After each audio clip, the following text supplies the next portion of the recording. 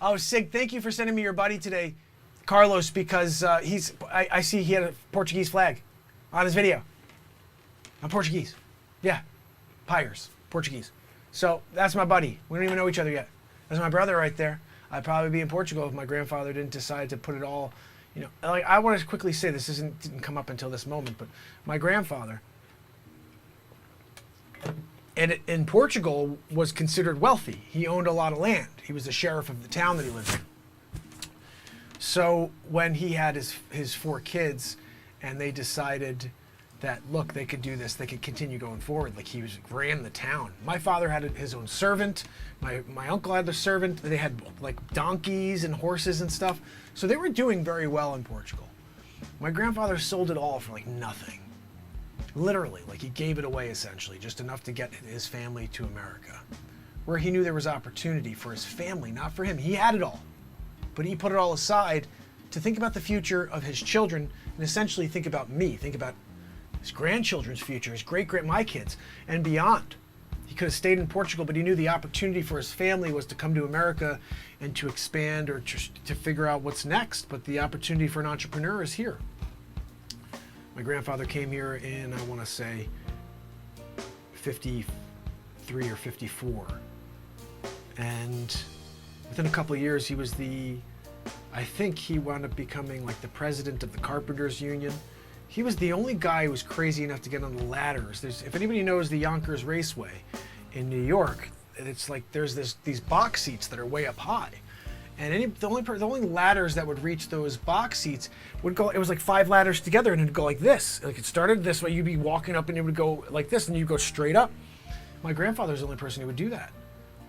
And I think he was just like so willing to work for his family in order to succeed for his family. It's just like, no matter what the task was, he was willing to take it on. I wouldn't do that, I'm terrified of heights. But showing up for 963 days in a row when the world is pushing against you, a lot of it, people like on the outside, and you're showing up every day because you believe and you know what you're doing is for a brighter future. What you're doing is for the opportunity of the next generation, not for you. And this is where I see the parallels between my grandfather and myself. My grandfather left it all to come to America in order to have this life that was going to be harder. He had to start from scratch. His family had an opportunity. I was pushing in my own, 11 years of real estate, focused. All I did all day long was real estate. And I focus now on this world for the last 963 days to try to get them to realize that not everybody's bad, first of all, but there is a platform you could come and shut it all off every day. So that's the parallel I see. My grandfather was willing to just say, okay, look, I could have continued to just dominate, focus on dominating. Real estate, that's it, all I'm gonna do. But I've opened up a huge part of my heart for this world. And it's not on me, it's not like I got a letter in the mail one day and said, hey Mark, you need to do this thing to help the world get, No, I just see, I don't know, I love doing this, first of all, but I also don't see anybody else putting themselves out there like this in order to prove that we are not a society of hatred. We are a society of love and light. And they're trying to manipulate you so you'll believe that that's not true and that there's this hate that's just permeating through everybody. It's such a freaking load of crap. Everybody's love and light. And then what they do is just fire the situation up. They gaslight each and every one of us with whatever they know is that little tipping point subject, that thing that they know you're gonna get pissed off if you start talking about. They are masters of deception, and their end game is near. The question is, are you willing to stand up with me and fight? Are you willing to stand up and spread these messages around to everybody you know and say, look, you need to come here because it's almost too late. This world will end. Not necessarily the physical world, but us. We do not have a chance in this future if they continue us on this path. Nothing can continue with the hatred they're trying to spin. It is the beginning of destruction. We need to peel apart all the lies and we need to show the world the truth. but because they're censoring the truth because they don't want the world to know the truth, we need to get them out in the songs that I've created because they all say every single thing we're thinking, feeling, and know is true, but they come through music. So we can get them underneath. We can get them underneath the censor. We can get them underneath, people won't know until they listen to it twice or three times. They're probably not going to see the YouTube clip where they see the lyrics at the bottom. So they're going to hear a melody at first. Second time through, they'll be like, oh, that's cool, I'm catching a few more things. By the third time, they're going to hear the thing like, everybody's pissed you're not getting the Vaxaroo. You do you, I'll do me. I'll do me, you do you. Whatever I said in that line. You know what I mean? Like, I don't know what we're going to talk about in the songs, but they definitely are reflecting the time we live in. And if you go back and look at them, if there's a time in the future where people go back and look at them, they'll be able to really have a good understanding of what happened right now. Because you're not going to get it from the fake news. You're not going to get it from any news channel you tune into. It's nothing but spin, and it's just manufactured anger. Intentionally projected anger. And they know it's a numbers game. If we do it all day long, that's why we need to show up here together every day and shut off the noise. Shut off the lies of the world. Come here and realize who we really are is right here on this platform. It's the love that's shared right there in the chat. It's all the love you feel for me every single day. And I want you to understand something. I've been here for 963 in a row, 964 in a row. You don't do that unless you have a mission. You don't do that unless you're getting paid. I don't get paid for this. Never gotten paid for this, guys. I don't have an employer for Renaissance Man. I don't have a sponsor. I am a lone wolf here trying to take down the negativity of this world. So I want to say one thing to you. If you're on the other side of the screen and you're watching me right now, and you're like, oh, you know what? I think I know what this show's about. I'm not sure. If you ever hear from anybody in this world besides me, and they say anything negative to you about me, it's a lie. Because all you ever get from me is this. I live in the moment, I show up, I speak how I feel, I play the songs that are coming out of me, and I let the comedy of this world come through without swearing. That's it. And I love you all. Every single one of you. Whether you're white, green, yellow, blue, I don't freaking care. I love you. You're a soul, I'm a soul, we're supposed to connect, we're supposed to love each other, and guess what? If we do that, we can destroy the darkness. How freaking amazing is that? But it doesn't happen if you continue to hate. It doesn't happen if you believe the lie of the hate. It's not true. None of it's true. What's true is my heart for you. What's true is that the world has heart like I have. They're just not able to show it because of the censorship. But believe it. Believe everything I say and feel, and I present to you because it is 1000% truth. I don't know anything else. I don't have a script, never have, never will. I'm going to show up, I'm going to let the moment speak. I'm going to let the spirit of the universe, the energy, the power of the purity of light come through and speak. That's all I know. And I will not stop until the message is out to every soul on this planet. So welcome if you're new, and if you've been here with me, I love you for coming back. Now let's get into it. Let's play some music. Let's have some fun. It's Saturday Night Live. That's my rant. So now we have comedy and a rant out of the way. Let's get into some live music now, right?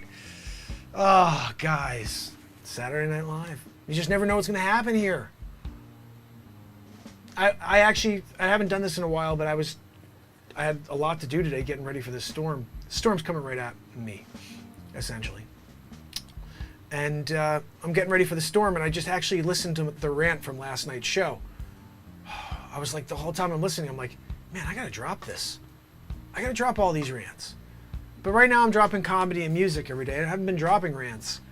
But the rants are so freaking good here. Every time I listen back, I'm like, man, I start smiling and I say, like, if I listen to someone else randomly on TikTok or wherever that comes through with a piece of inspiration or something that I really connect with, I smile and I go, yes.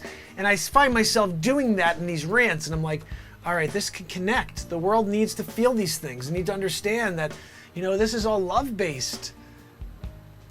That's the secret.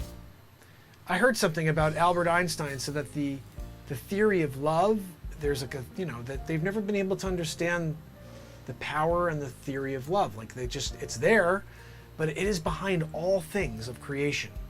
And the way he was saying is like, it doesn't exist. Creation does not exist without love. And think about that for a second. You cannot grow without love. You cannot create something new without love. You cannot come together with someone else without love. I mean, I think our world is proving that I guess you can, but it doesn't last. Love is so powerful, but it's nothing that you can calculate. It's nothing that you can measure. It's just there in everything powerful in our lives. So the question I ask you is, if you know love is the most powerful thing, if you know the purest of light is what we all need coursing through us in order to vibrate at the highest level, if we want to enlighten ourselves, we can't do it at these low levels. These low levels of manipulation where we are angry and frustrated and not feeling heard and censored. I don't care about any of that anymore, guys. This world will know, they do know, whoever's finding this program finds this program because it's meant to be found. I'm here every day because this world will find what we're doing here, and it's happening on a daily basis, second by second. Whether it feels like forever to anybody, it will happen because I am never stopping. The beat of this show will keep driving forward every single day. And the world will be here with us. And we're going to change it. We're going to change it in a split second. I can't wait for that. I want someone to bet me on that. Oh yeah, okay. You wait. The first day we have 1 million people live with us, and it's coming. The world's going to change. The world is going to change.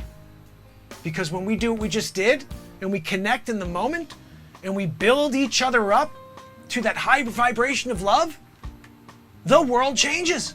Right now, we're all living down here. That's where they have us. When you tune into the negatube, that's what you get. Low vibration. Negatube. You tune into the positube. You tune into the Renaissance man. I'm putting you through the freaking ceiling every day.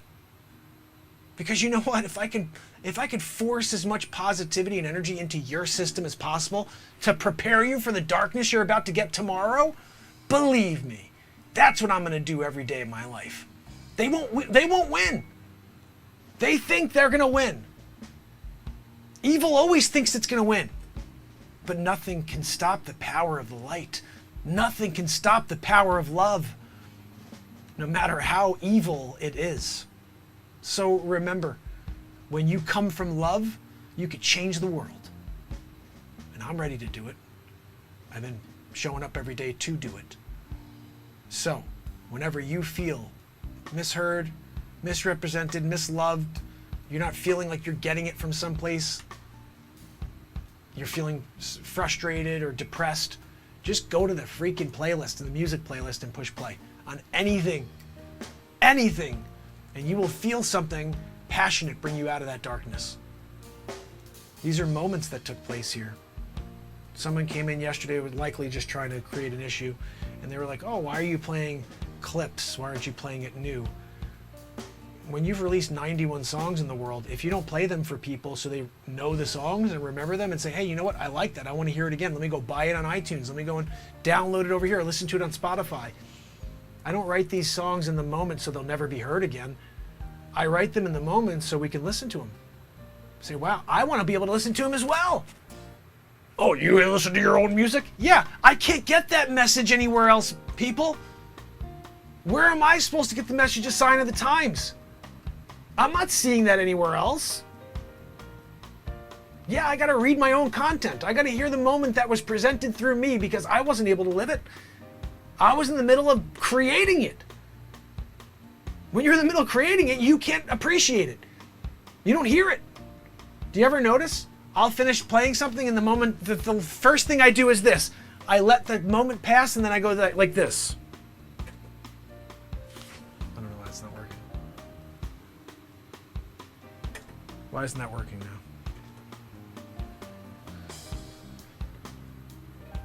Oh.